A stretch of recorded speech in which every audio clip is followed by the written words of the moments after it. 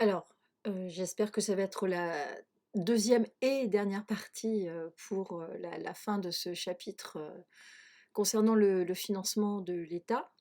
Et donc il s'agit du grand B, dans la partie 3, le financement du déficit budgétaire.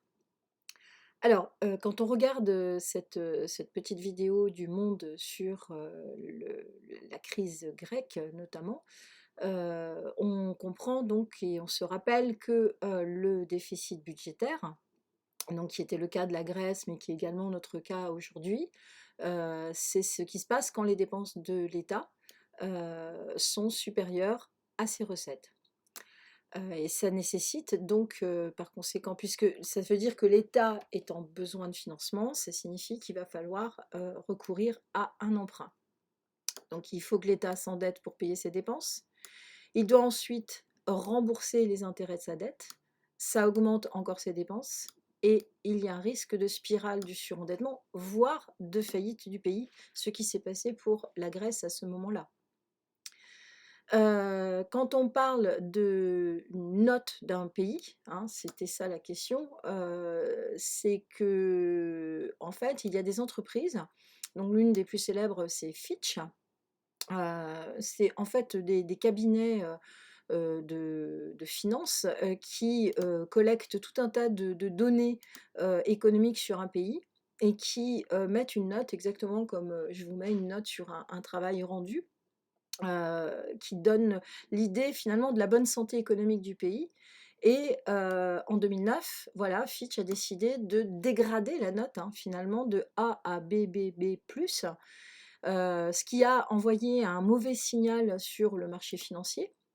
Et les prêteurs, donc c'est-à-dire, des gens qui à la base ont une épargne, qui ont une capacité de financement, ont arrêté de vouloir, prêter de l'argent à la Grèce et du coup, la Grèce s'est retrouvée dans l'incapacité de financer ses dépenses et le pays est devenu en faillite.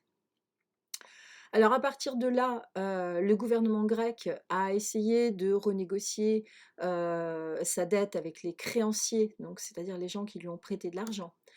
A demandé des aides supplémentaires à l'Union européenne, a demandé un allègement de la dette et a demandé surtout un arrêt des plans d'austérité. Donc on se rappelle, hein, plan d'austérité, ça signifie une baisse brutale des dépenses publiques pour réduire le déficit et d'un autre côté des impôts qui ont explosé. Donc vous voyez, on essaie vraiment de faire les 2 en même temps, c'est-à-dire diminuer les dépenses, faire augmenter les recettes. Le problème, c'est que c'est à chaque fois, il y a une conséquence négative à ça, hein, c'est qu'on réduit, violemment le revenu disponible des ménages et par conséquent, ils ne consomment plus et par conséquent, le PIB régresse et par conséquent, les entreprises n'embauchent plus, et par conséquent, il y a du chômage. Par conséquent, les revenus disponibles risquent encore de diminuer et ainsi de suite. C'est ce qu'on appelle une spirale, de dépression, une spirale de déflation également. Alors, si on regarde ce document statistique, on s'aperçoit, que le taux d'intérêt, donc il était là de 5 en janvier 2008, il est de 30 en 2012, donc il a augmenté de 25 points. Ça signifie que, en 2012, pour la Grèce, quand elle emprunte 100 €, il faut qu'elle rembourse 12 €. Quand elle empruntait 100 € en janvier 2008, il fallait qu'elle rembourse 5 €. Donc vous voyez bien l'impact, dramatique finalement, qu'une politique, d'austérité et en même temps qu'un surendettement a, puisque quand il y a un surendettement, en réalité, bah, les prêteurs ont tendance à vouloir faire payer le prix fort, hein, finalement, aux pays qui empruntent parce qu'il y a un risque de crédit, en fait. Et donc, c'est une sorte de prime de risque qui est demandée, en cas de faillite du pays. Le problème, c'est que ça augmente encore les dépenses publiques du pays concerné et que ça aggrave son déficit et que cela aggrave son endettement et ainsi de suite. Enfin, je vais donc terminer sur, les effets d'une politique de dépenses publiques. Donc là, on avait le cas du Portugal, qui s'est retrouvé finalement dans la même situation, au même moment que la Grèce, mais qui a pas eu la même, tactique finalement que, la Grèce. Donc le Portugal était bien en situation de déficit excessif, au sens de l'Union européenne, c'est-à-dire que ça dépassait largement les 3 du PIB. Et donc l'Union européenne a tendance dans ces cas-là à considérer qu'il faut pratiquer une orthodoxie budgétaire. En fait, c'est une vision, clairement, libérale qui pense que l'idéal, pour un État, c'est d'atteindre un équilibre entre, les dépenses et les recettes.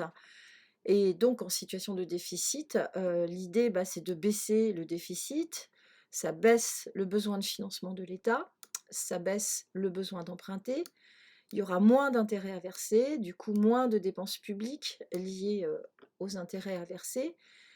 Ça va contribuer à baisser le déficit public et cetera. Le problème, c'est qu'il y a un énorme effet pervers derrière, c'est que, si on baisse les dépenses publiques et qu'en même temps on augmente les, prélèvements obligatoires, ça veut dire qu'il faut forcément baisser des prestations sociales, des investissements publics et ça va baisser le pouvoir d'achat. Et par conséquent, les entreprises, vont, produire moins de choses puisque comme le pouvoir d'achat diminue, j'aurais pu ajouter ici baisse de la consommation, donc baisse du PIB, donc il y aura du chômage, il y aura encore moins de revenus, il y aura encore moins de demandes avec ça veut dire à l'intérieur moins de consommation, moins d'investissement, le PIB diminue et on est à nouveau là dans un risque de spirale de dépression économique comme on l'a connu dans les années 30. Et c'est pour ça que John Maynard Keynes a inventé la notion de relance économique dans les années 30. Et c'est pour ça qu'on parle ici d'une hausse des dépenses publiques qui peut améliorer la croissance. Donc ici, on n'est pas du tout dans une logique de politique d'austérité, on est à l'inverse d'une politique d'austérité, on est dans une politique de relance. On augmente les dépenses publiques, on augmente les prestations sociales, on augmente les investissements publics. De ce fait, la demande augmente, le PIB augmente, les revenus augmentent, il y aura plus de recettes fiscales parce que si on a plus de revenus, on paye plus d'impôts. Ça va même améliorer les finances publiques et ça va améliorer la consommation des ménages et ça va relancer le PIB. Donc on est clairement aujourd'hui dans cette situation, dans notre situation compliquée, en crise, d'épidémie du coronavirus. Ce que notre président, monsieur Macron, annonce, depuis, ses interventions, c'est précisément de faire l'inverse d'une politique d'austérité. C'est bien de relancer, l'économie parce que cette économie est à l'arrêt, en augmentant les dépenses publiques, hein. Il a annoncé un soutien des revenus des entreprises. Il a annoncé un soutien pour les personnes les plus démunies.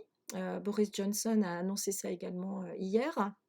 Donc il s'agit bien, si ce n'est d'augmenter la demande, au moins de soutenir la demande, de soutenir le PIB, de soutenir, alors c'est pas dans le but d'avoir plus de rentrées fiscales, mais bien dans le but d'éviter l'effondrement du PIB et d'éviter l'explosion du chômage dans notre pays.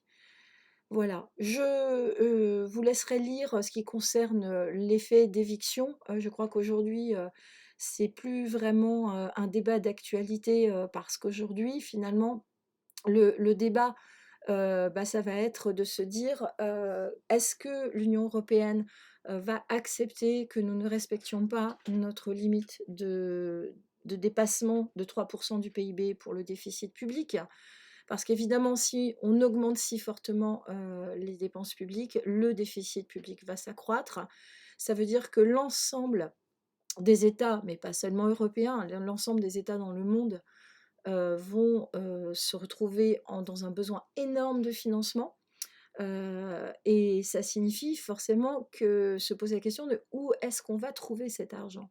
Et c'est là qu'on est vraiment à la jonction avec le chapitre suivant où on va étudier les moyens de créer de la monnaie. Comment est-ce qu'on peut créer la monnaie nécessaire au financement de notre économie?